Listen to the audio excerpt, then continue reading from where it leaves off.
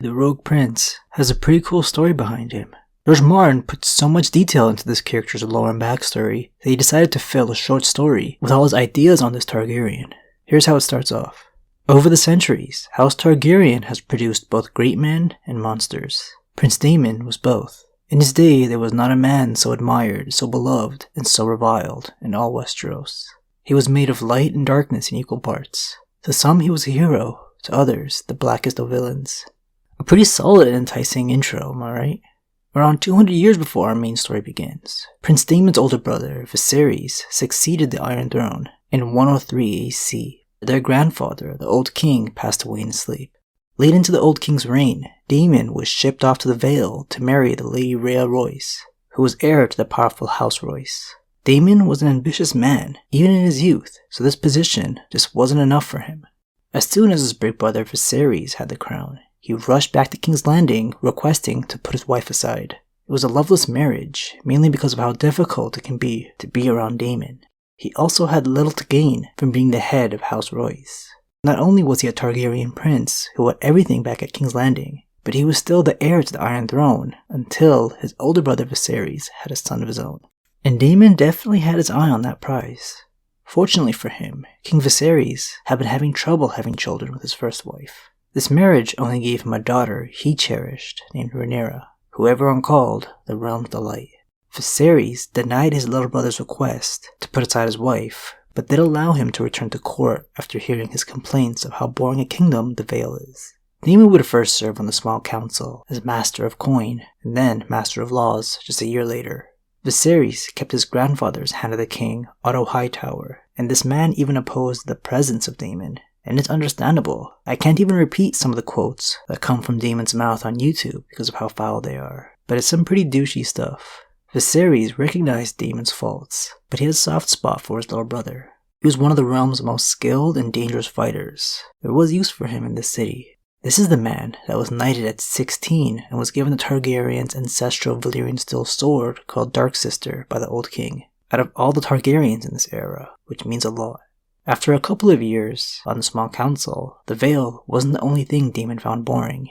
He found out that he had little interest in everyday governing, which gave Viserys the perfect excuse to transition him out of the small council and far away from Otto Hightower. His new position would be commander of the City Watch, so like the chief of police in King's Landing. An ironically fitting job for a man who would probably be in a cell if it wasn't for his royal status. As commander, he drastically lowered crime in the city, but also took advantage of his power, whether it was free drinks, coincidentally winning every time he gambled, or taking it too far with the punishments on criminals, sometimes straight up killing men in the streets during brawls. Before he led the City Watch, the men patrolling the streets of King's Landing weren't equipped for the job at hand. Daemon gave each man a dirk, short sword, and baton to perform their job more effectively. Their rags were replaced with ringmail, breastplates, and a new golden cloak so they could be identified, and they've been called the Gold Cloaks ever since. 2,000 men under his command, all with unquestioning obedience for everything he did for them. Daemon spent so much time in the more sketchy areas of the capital that every one of the scumbags here knew his face. Before he was called the Rogue Prince, citizens secretly called him Lord Fleabottom. Fleabottom being the most impoverished neighborhood in King's Landing. But Daemon liked to refer to himself as the Prince of the City. King Viserys knew the brother that he was so fond of could never succeed him. But every time the topic of heir was brought to him, he would deflect by saying his wife will bear him a son one day. Viserys' wife would end up dying giving birth to their son, a child that would live only a day before joining his mother. A devastating blow to the king, and during his grief, Daemon joked that the newborn was the heir for a day while in a brothel, even though it was Viserys' succession to the throne that kind of set the precedent of male line inheritance, since things got a little messy after the Old King died.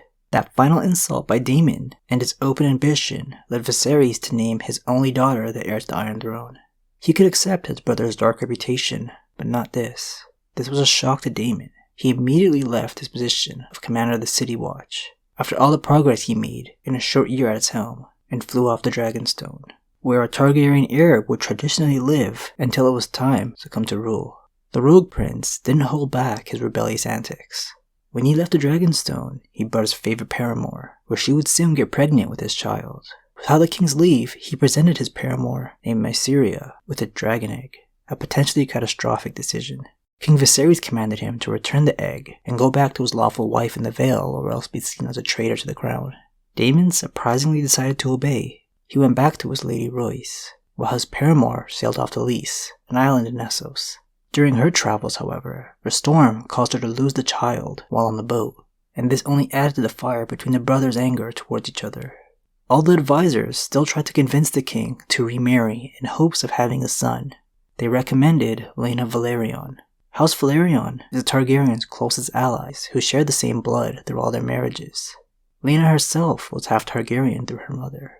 But Viserys had his eye on Alicent Hightower, his hand of the king's 18-year-old daughter. When news of this was brought to the rogue prince, he whipped the servant to the point of near death. Neither Daemon or the Velaryons attended this wedding when it did take place in King's Landing. Instead, a notable character, kind of legendary figure in this universe, named Corlys Velaryon, held a war council. This man earned everyone's respect for being the world's greatest sailor and adventurer. That's how he got the nickname of the Sea Snake. Well, he and Daemon sat down on this war council during Viserys' wedding to discuss how to increase their power. Daemon said Dark Sister was made for nobler tasks than slaughtering sheep. He is reported to have told the Lord of Tides. She has a thirst for blood. Their plan wasn't to rebel against the Iron Throne, instead carve their own throne in a new kingdom. In between Westeros, where the majority of our story takes place, and Essos, the next continent over, is a group of islands called the Stepstones. The Stepstones used to be a connected landmass that served as a natural land bridge between the continents thousands of years ago, but became home to a bunch of pirates and outlaws. A few years before Daemon and Corlys' war council, some nobles from Essos took over the Stepstones, raiding the islands of the pirates, but they soon began charging a high toll to pass its waters. Corlys made his house the richest in the realm for a while through his trade around the world, so these fees didn't make him very happy. But he couldn't take on the Stepstones alone. Luckily for him, there was a man eager for battle and hungry for power. He may have been one man, and yes, the Valyrian sword cuts like no other steel, but it was his dragon, Caraxes, that would make all the difference in this war for the Stepstones. The two, Dragon and Rider, were a very deadly team, and I think an argument can be made that they were the most skilled duo in aerial combat. And around 100 AC was when the Targaryens were at the peak of their power. There were blondes and dragons everywhere. It took 2 years of fighting across the islands, but eventually Daemon and Corlys conquered the majority of the Stepstones. All but 2 islands were theirs. King Viserys, in fact, funded his war campaign with gold, which Daemon used to hire sellswords. Viserys could never stay mad at him for too long. Let Daemon play at war, his grace reported to have said. It keeps him out of trouble. Viserys was a man of peace, and during these years, King's Landing was an endless round of feasts, balls, and tourneys, where mummers and singers heralded the birth of each new Targaryen princeling. It was Daemon that killed the opposition's leader in single combat, once again proving his skill to the world. He named himself King of the Stepstones and the Narrow Sea, with Corlys placing a crown on his head, but once again, governing bored him. In the middle of a tourney in King's Landing, Daemon returned to his former home completely unannounced on the back of Caraxes. He knelt before his brother and offered up his crown as a token of his love and fealty. Viserys returned the crown and kissed Daemon on both cheeks, welcoming him home, and everyone cheered loudly. It was all cute and sweet, but of course it wouldn't last. Daemon had kind of been grooming Rhaenyra since a young age. This was probably his backup plan if he couldn't inherit the throne. If he couldn't be king, he'll marry the queen. This was just too much for Viserys. Daemon was exiled, so he went back to the Stepstones. He was out of the king's hair, but drama within the Red Keep continued. His daughter Rhaenyra and the king's new wife, Alicent, had a nasty rivalry which the king hated just as much as the rivalry between Daemon and his hand Otto Hightower. All this conflict annoyed him. While the king's family was feuding within the Red Keep, Daemon's estranged wife, Lady Rhea Royce, died in a horse-riding accident. The first thing this asshole did was fly to the Vale to try and gain whatever he can from her death. But the Arryns informed him that he was not welcome in the Vale, so back he went to his meager kingdom in the Stepstones. Rhaenyra would marry Corlys' son, Laenor Velaryon, and funny enough, soon after, Daemon would marry Corlys' daughter, Laena, after being free from his previous wife. Laena was the same girl that was expected to marry the king in the past, before he chose Alicent Hightower. The newlyweds decided to travel Essos together on Dragonback, not as a romantic honeymoon or anything, More like Daemon was still not welcome in the Seven Kingdoms, fully embracing the Rogue Prince title. When Daemon had his first true-born children with Laena, a set of twin girls, he asked his brother to present them at court to him. No one wanted the Rogue Prince back in town. All but the far too forgiving Viserys, who believed fatherhood must have changed him. Do you guys see the pattern yet? Laena would die after the failed birth of Daemon's would-be son, and Laenor died during a strange incident. He was stabbed by his close companion, and that man sailed off before anyone could find him, with all the world-building books suggesting Daemon may have paid him off in order to make Rhaenyra single once again, even though Rhaenyra now had sons of her own, and so did King Viserys with Queen Alicent. Daemon still had eyes for the throne, and they ended up marrying in secret before the king could interfere, not even 6 months after their deceased Valyrian spouses died, and their families would see a lot more deaths in the coming years.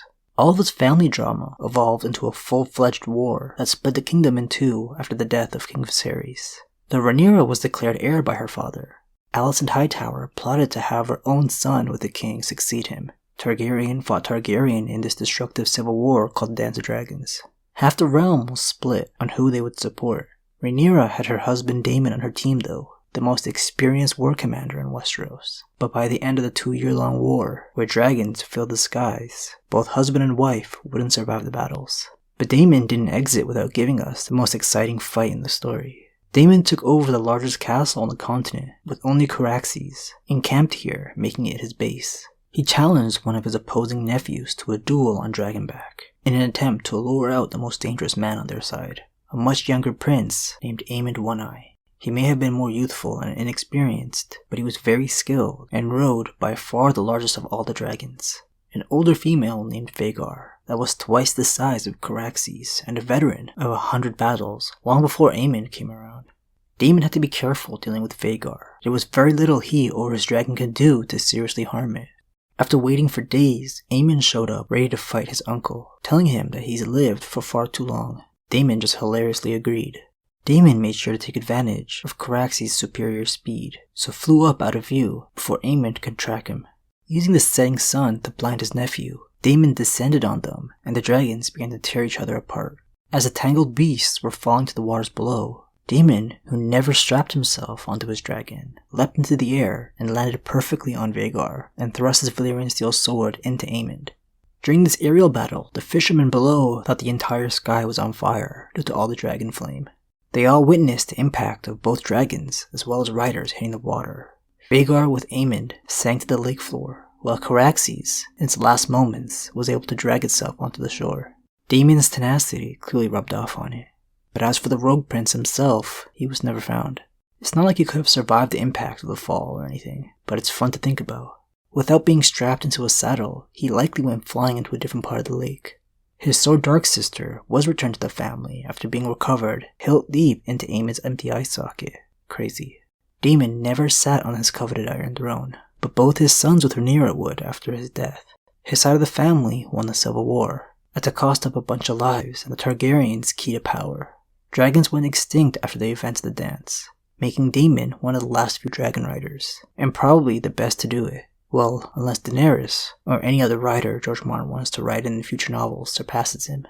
While Daemon was the star of his own short story, almost every page in its entirety would be included in the supplementary world-building book about the Targaryens called Fire and Blood. So if you're just dying for more lore, I would check that out over the Rogue Prince short story. If you don't believe me, here's me going through both texts. It's almost word for word. Anyways, hope you guys enjoyed this one about a fun character. I'll see you guys soon with something else to talk about. Thanks for watching.